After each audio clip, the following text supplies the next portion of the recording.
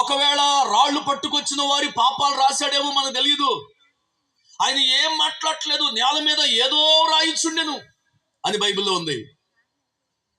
రాస్తూ ఉండగా యేసు ప్రభు తల ఎత్తి అన్నాడు, మీలో పాపం లేని వాడెవడో మొట్టమొదటగా ఆ మీద రాయేయండి అని. రాయేయమంటే అందరంట రాళ్ళు విడిచిపెట్టి ఎవరి దారిన వాళ్ళు, పెద్దలు మొదలుకొని చిన్నల వరకంట అందరూ రాళ్ళు పారేసేసి వెళ్ళిపోయారు.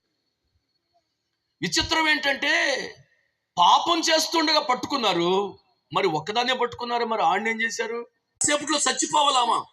ధర్మశాస్త్రం ప్రకారం శిక్ష మీద మోపబడుతుంది. అయితే ప్రియమైన దేవుని బిడ్డలారా, ఆ రోజు యేసు ప్రభు అంటున్నాడు, మీలో పాపము లేని వాడెవడో మొట్టమొదటిగా ఆమె మీద రాయేయమన్నాడు. ఒక్కడు కూడా రాయేలా, నేల మీద రాస్తున్నాడుగా, వాళ్ళందరూ పాపాలు కనపడి ఉంటాయి దీంట్లో మొత్తానికి. వాళ్ళ పాపాలు రాస్తుంటాడు నేల మీద. అంతే, రాళ్లు బారేసి పెద్దవారు మొదలుకొని చిన్నవారి వరకు అందరూ వెళ్ళిపోయారు.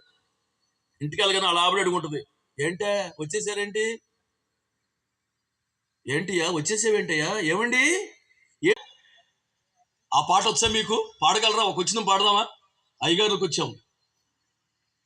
పాపము చేసిన స్త్రీని గని పాపుల కోపము మండే గదా అనండి. పాపము చేసిన స్త్రీని గని పాపుల కోపము మండే గదా, దాపున చేర్చి. ఇటువంటి పాటలు రావుగా మనకి.